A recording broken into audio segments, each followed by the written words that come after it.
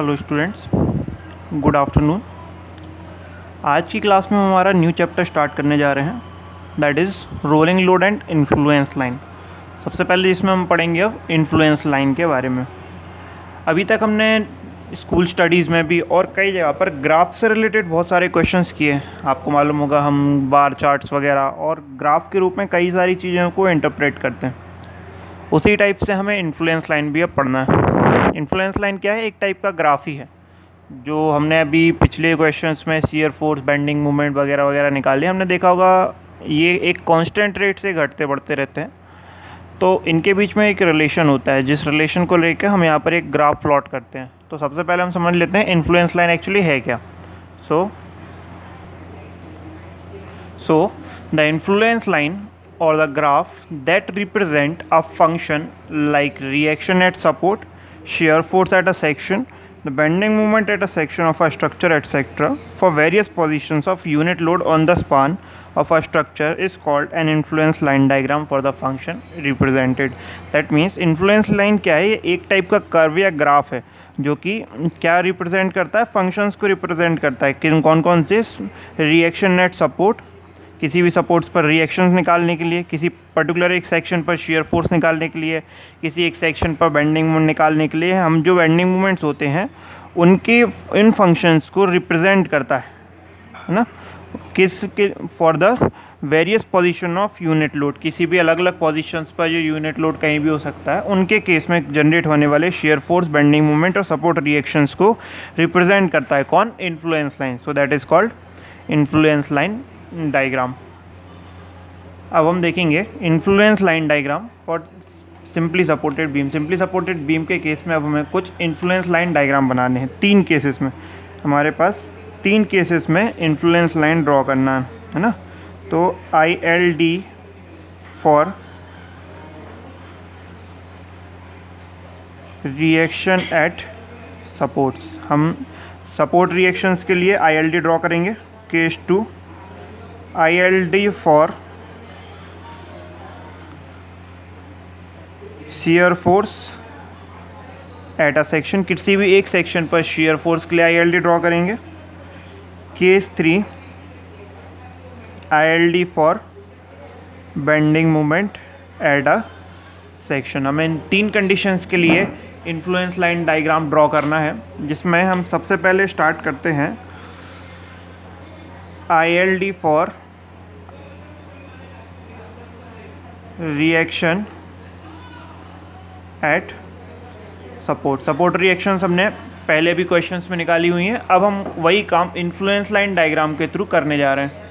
सो सबसे पहले हम बात कर लेते हैं ILD निकालने के लिए कि चूँकि हम बात कर रहे हैं सिंपली सपोर्टेड बीम की, तो ILD निकालने के लिए सबसे पहले हमारे पास हमने कंसीडर किया एक सिंपली सपोर्टेड बीम। क्या है? Simply supported beam. इस बीम पर एक पॉइंट लोड लग रहा है, यूनिट लोड जिसको हम बोलते हैं। यूनिट लोड कितने का है? ये 1 किलो न्यूटन का। ये जो लोड है इसकी डिस्टेंस यहाँ से x है और टोटल लेंथ जो इसकी है that is L।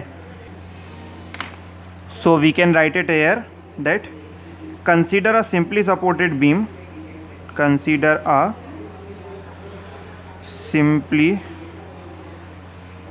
Supported beam AB of span L। हमने एक सिंपली सपोर्टेड बीम कंसीडर की है AB, जिसकी स्पान लेंथ कितनी है? A है। Let a unit load moving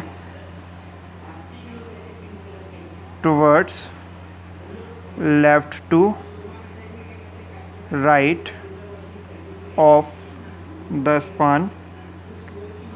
हमने कहा एक हमारे पास यूनिट लोड है जो लेफ़्ट से राइट की ओर मूव कर रहा है ना। So let at any instant, किसी एक समय पर unit load be at a distance of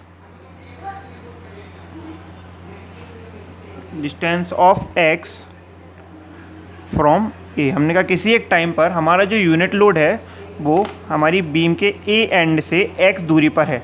ये जो हमारा यूनिट लोड है ये मूव हो रहा है ए टू बी। किसी एक समय पर ये जो हमारा यूनिट लोड है ये ए से एक्स दूरी पर है, तो हम उस समय की बात कर रहे हैं। तो at a distance of X from A, तो उस समय पर अगर हम इसकी रिएक्शन निकालते हैं तो ए पर लगने वाली रिएक्शन आर ए, बी पर लगने वाली रिएक्शन आर बी, तो हमें मालूम होगा उस पॉइंट पर आर ए और आर बी का सम 1 किलोन्यूटन के लोड के बराबर होगा, चूँकि R A plus R B equals to 1 है ना। जैसा कि हमने बताया है कि ये क्या है, यूनिट लोड है 1 किलोन्यूटन का, तो R A plus R B equals to क्या हो जाएगा, 1 हो जाएगा। सो अगर हम इसके एक किसी पॉइंट पर मूवमेंट ले लेते हैं, तो टेकिंग मूवमेंट एट पॉइंट ए, अगर हम ए पॉइंट मूवमेंट लेंगे जैसा कि हमने पिछले क्वेश्चंस में भी कर रखा है, तो ये क्या हो जाएगा, minus R B into L plus 1 into X is equals to 0। यही इक्वेशन बनेगा, क्योंकि आर बी अपवर्ड है दैट मीन्स नेगेटिव, डिस्टेंस इसकी एल है, 1 डाउनवर्ड है तो प्लस। सो हम इसको सॉल्व करेंगे तो आर बी की वैल्यू क्या हो जाएगी, एक्स अपॉन एल। ये हमें आर बी रिएक्शन मिल गई है ना। सिंस हमें मालूम है R A plus R B की वैल्यू कितनी है 1, तो R A plus R B की वैल्यू हमने निकाल ली है, X upon L is equals to 1। तो यहाँ से आर ए कितना हो जाएगा, R A is equals to 1 minus X upon L. So from here R A is equals to L minus X upon L. ये वैल्यू हो गई आपकी आर ए की। तो यहाँ पर हमने जो आर ए लगाया हुआ है, ये आर ए कितना आया हमारा, L minus X upon L, जबकि आर बी कितना आया है, एक्स अपॉन एल। ये हमारी दोनों सपोर्ट रिएक्शंस हमने फाइंड कर ली। अब यहाँ पर अगर हम किसी बाउंड्री कंडीशंस की बात करें, तो हमने कहा ये हमारा लोड जो है दैट कैन बी मूव। तो अगर हमारा ये जो लोड है, इफ़ हम बात करें if X is equals to 0, अगर हमारा जो लोड है वो चला ही नहीं है यहाँ पर, कहाँ पर, ए पॉइंट पर, if X is equals to 0 है ना, देन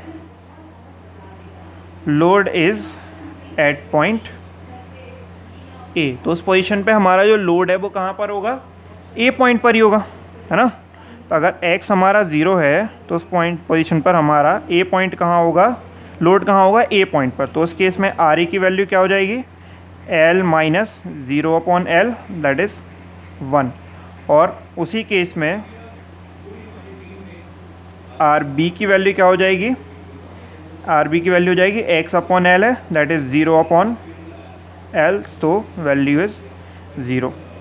दूसरी कंडीशन में अगर हम कहें if X is equals to L the load is at point B, that means हमारा लोड जब बी पॉइंट पर है, तो उस केस में आर ए की वैल्यू क्या हो जाएगी, आर ए की वैल्यू अगर हमारा लोड जो है बी पॉइंट पर है दैट मीन्स आर ए की एक्स की वैल्यू कितनी है, L minus L upon L, that means R A will be L minus L upon L, that means that will be 0। और आर बी कोस टू क्या हो जाएगा, आर बी हो जाएगा एक्स अपॉन एल से L upon L that is equals to 1। That means अगर हमारा x जो हमारा लोड है वो यहाँ पर, लोड जो हमारा ए पॉइंट पर है, तो उस केस में आर ए की वैल्यू 1 है, और जब लोड हमारा बी पॉइंट पर पहुँच गया तो उस केस में आर ए की वैल्यू कितनी है, 0 है। दैट मीन्स आर ए की वैल्यू मैक्स 0 से स्टार्ट होकर 1 तक जा रही है। और अगर हमारा x की वैल्यू हमारी 0 है तब आर बी की वैल्यू कितनी है, 0, और x की वैल्यू अगर l है तब आर बी की वैल्यू कितनी है, 1 है। दैट मीन्स अगर हम इसके लिए इन्फ्लुएंस लाइन डायग्राम ड्रॉ करते हैं, तो अगर ये हमारा एक बेस पॉइंट है, हमने कहा जब x की वैल्यू 0 है दैट मीन्स हमारा लोड कहाँ पर है, यहाँ पर, तो उस केस में आर ए की वैल्यू कितनी आई है, 1।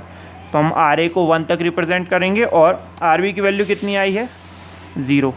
जब लोड ए पॉइंट पर है तब आर ए की वैल्यू 1 है, तो हमने इसकी हाइट बना ली है 1 किलो न्यूटन, और ये हमारा कितना हुआ, 0। ये क्या हो गया हमारा I L D for R A. R A के लिए हमने इन्फ्लुएंस लाइन डायग्राम ड्रॉ कर लिया है। वहीं अगर हम इसके दूसरी कंडीशन को देखें, अगर x की वैल्यू 0 है तो आर बी की वैल्यू कितनी है, 0। दैट मीन्स अगर हम लोड पॉइंट हमारा यहाँ है तो हमारा जो आर बी है वो कितना है, 0। और जबकि हमारा जब x कहाँ पहुँच गया है, l पर पहुँच गया है, तो आर बी की वैल्यू कितनी है, 1। तो आर बी की वैल्यू इस पॉइंट पर कितनी हो जाएगी, 1। तो हम इसके लिए इस टाइप से ग्राफ बना सकते हैं। ये इकाई की वैल्यू है I L D for R B है ना। तो ये हमने एक इन्फ्लुएंस लाइन डायग्राम ड्रॉ कर लिया है आर ए और आर बी के लिए। तो आगे चल के जहाँ भी हमें इन्फ्लुएंस लाइन डायग्राम्स का यूज़ पड़ेगा आर ए और आर बी के लिए, हम इन्हीं डायग्राम्स का यूज़ करेंगे।